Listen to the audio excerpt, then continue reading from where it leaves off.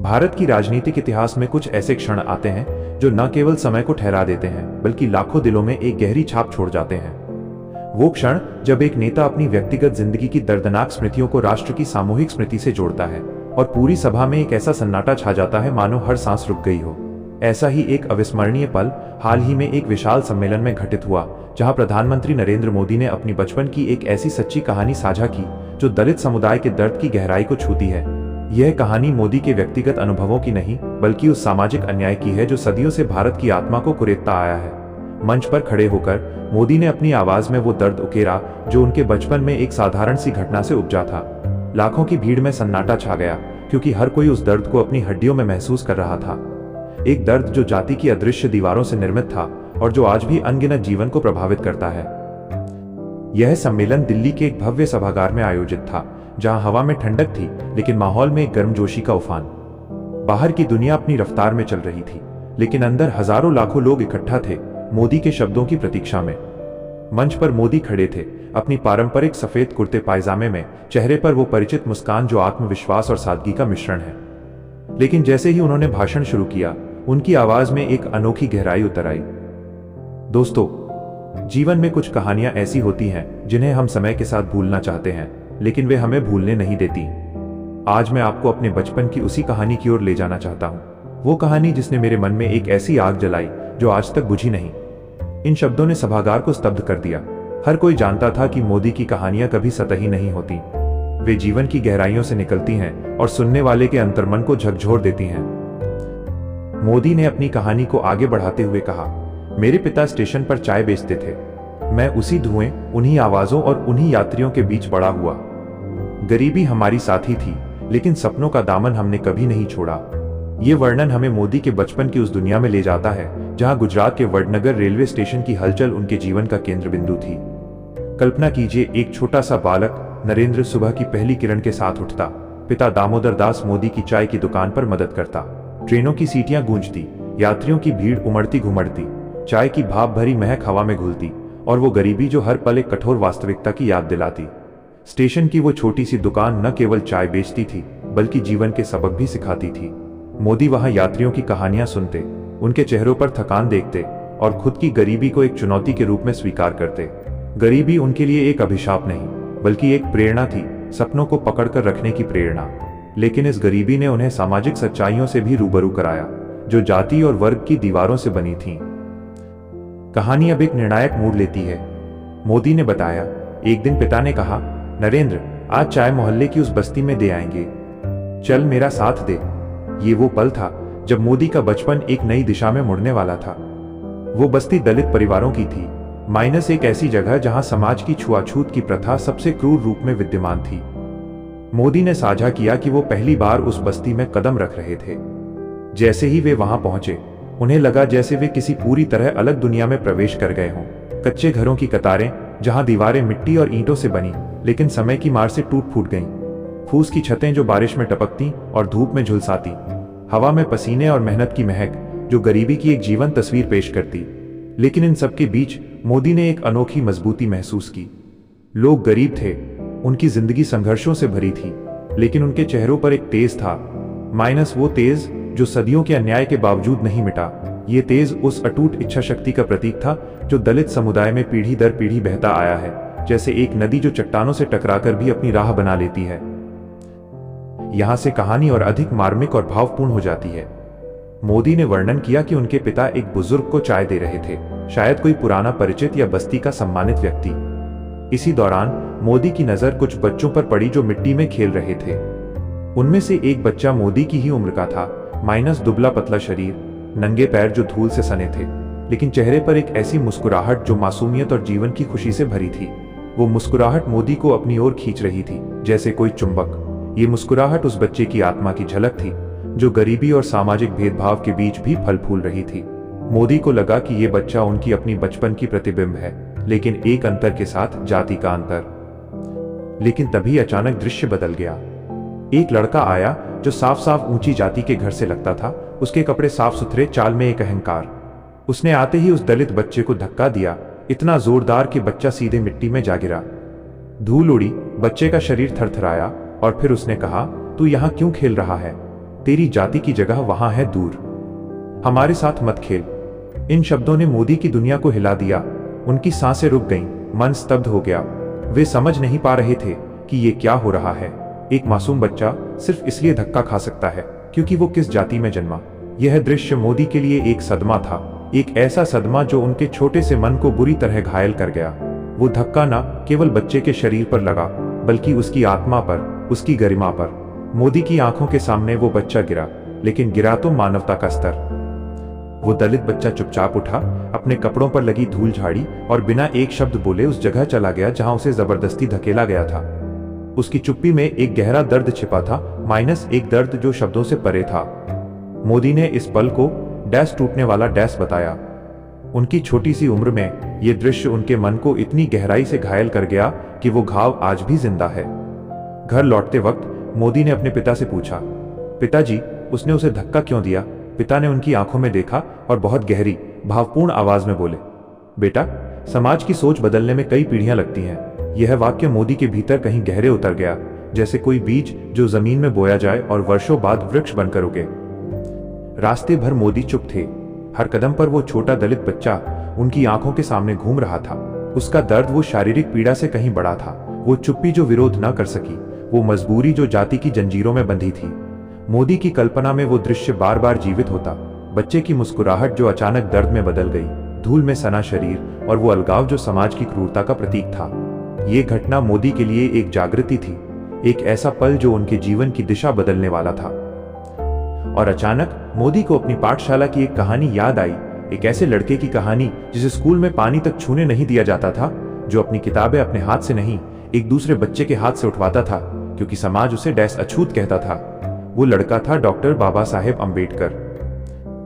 दोस्तों, अगर आप हमारी वीडियो को यहाँ तक देख रहे हैं तो मैं आपसे कहना चाहूंगा कि अगर आप बाबा साहेब अम्बेडकर को सच्चे दिल से पसंद करते हो तो इस वीडियो को लाइक, शेयर और हमारे चैनल को सब्सक्राइब अवश्य करें और कमेंट में जय भीम, जय संविधान जरूर लिखें। तो चलिए वीडियो में आगे बढ़ते हैं। इस कहानी को और अधिक विस्तार से समझने के लिए हमें मोदी के बचपन की उस पूरी दुनिया में उतरना होगा। वडनगर, एक छोटा सा कस्बा जहां जीवन सादा लेकिन संघर्षपूर्ण था। मोदी के परिवार में गरीबी थी, लेकिन मूल्यों की कोई कमी नहीं। पिता की चाय की दुकान पर काम करते हुए मोदी ने जीवन के विभिन्न रंग देखे, अमीर गरीब, यात्री स्थानीय, लेकिन जाति का भेदभाव उस दिन पहली बार इतनी करीब से महसूस किया। वो बस्ती माइनस दलितों की बस्ती माइनस, जहां घरों की दीवारें न केवल मिट्टी की थी बल्कि सामाजिक अलगाव की भी। बच्चे मिट्टी में खेलते, लेकिन उनके खेल में भी सीमाएं थीं।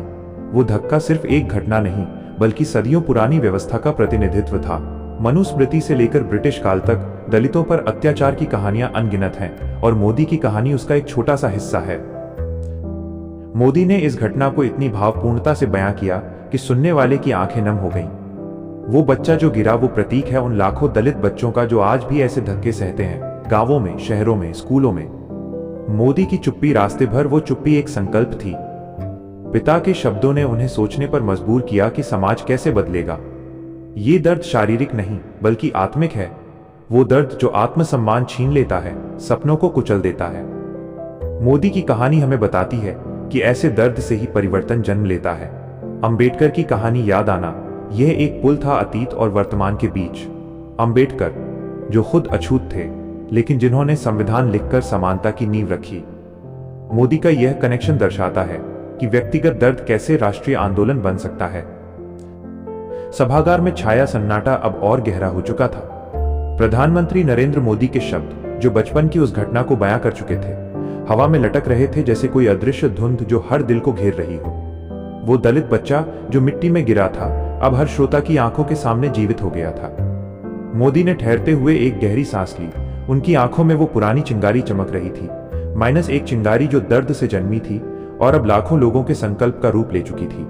उन्होंने आगे कहा, मुझे याद है जब पहली बार मैंने ये सुना था, अंबेडकर की कहानी, मैं बहुत देर तक सोचता रहा था कि किसी इंसान के साथ ऐसा भी हो सकता है। और आज अपने सामने उसी तरह का दर्द देखकर मुझे लगा जैसे अंबेडकर की कहानी मेरे सामने जीवित हो गई हो। इन शब्दों ने सभागार को एक भावनात्मक तूफान में डुबो दिया। हर कोई महसूस कर रहा था कि यह कहानी सिर्फ मोदी की नहीं बल्कि पूरे भारत की है। एक ऐसी कहानी जहां दर्द न केवल घाव बनता है बल्कि प्रेरणा का स्रोत भी। मोदी की ये टिप्पणी अंबेडकर की उस कथा को फिर से जीवंत कर रही थी जो भारतीय इतिहास की एक अमर दास्तान है। डॉक्टर बाबा साहेब अंबेडकर वो बालक जो महाराष्ट्र के एक छोटे से गांव में जन्मा, जहां छुआछूत की जंजीरें इतनी मजबूत थीं कि स्कूल का पानी छूना भी अपराध था। कल्पना कीजिए उस छोटे से बच्चे को जो कक्षा में बैठा होता लेकिन किताबें छू नहीं सकता, जो शिक्षक की छड़ी का डर सहता लेकिन सपनों को नहीं छोड़ता। अंबेडकर की कहानी मोदी के लिए एक आईना थी, वो आईना जो बचपन के उस धक्के को प्रतिबिंबित कर रहा था। मोदी ने कहा कि जब उन्होंने अंबेडकर की कथा सुनी तो वे रात भर सोचते रहे, किसी इंसान के साथ ऐसा भी हो सकता है। ये सवाल मोदी के मन में एक यक्ष प्रश्न बन गया, और जब उन्होंने अपनी आंखों से वो दृश्य देखा, माइनस वो दलित बच्चा जो सिर्फ जाति के कारण अलग थलग कर दिया गया, माइनस तो लगा जैसे अंबेडकर का दर्द उनके सामने साकार हो गया हो। यह कनेक्शन इतना गहरा था कि सभागार में कई लोग आंसुओं से भीग गए। यह दर्द व्यक्तिगत नहीं था, यह सामूहिक था, वो दर्द जो पीढ़ियों से चला आ रहा था, वर्ण व्यवस्था की क्रूरता से लेकर स्वतंत्र भारत की असमानताओं तक। लेकिन मोदी की कहानी यहीं रुकने वाली नहीं थी। उन्होंने एक ठहराव के बाद जारी रखा, लेकिन बात यहीं खत्म नहीं होती। ये वाक्य सभागार में एक नई उम्मीद जगाने वाला था, जैसे कोई अंधेरी रात में पहली किरण। मोदी ने आगे कहा, कुछ साल बाद जब मैं बड़ा हुआ, देश प्रदेश की राजनीति समझने लगा, तब मुझे एक और नाम सुनने को मिला, माइनस मायावती। एक ऐसी महिला जो दलित घर में पैदा हुई और समाज की तमाम दीवारों को पार करके एक प्रदेश की मुख्यमंत्री बनी। इन शब्दों ने सभागार में एक नया सन्नाटा पैदा कर दिया, एक सन्नाटा जो आश्चर्य और सम्मान से भरा था। मायावती बहुजन समाज पार्टी की संस्थापक, उत्तर प्रदेश की 4 बार मुख्यमंत्री रह चुकी, वो शख्सियत जो दलित सशक्तिकरण की प्रतीक बनी। मोदी ने मायावती का जिक्र करते हुए एक गहरी भावुकता दिखाई जो राजनीतिक प्रतिद्वंद्विता से परे थी। यह जिक्र एक पुल था, 2 नेताओं के बीच का पुल जो दर्द की साझा भाषा से जुड़ा था। मोदी ने बताया कि जब उन्होंने पहली बार मायावती के बारे में सुना तो वे सोचते रहे, आखिर मायावती जी में ये साहस, ये दृढ़ता कहां से आई। यह सवाल मोदी के मन में गूंजा क्योंकि वे खुद जानते थे कि साहस दर्द से जन्म लेता है। मायावती का जन्म 1956 में दिल्ली के एक जाटव दलित परिवार में हुआ था। उनके पिता एक डाक कर्मचारी थे और बचपन गरीबी और भेदभाव से भरा था।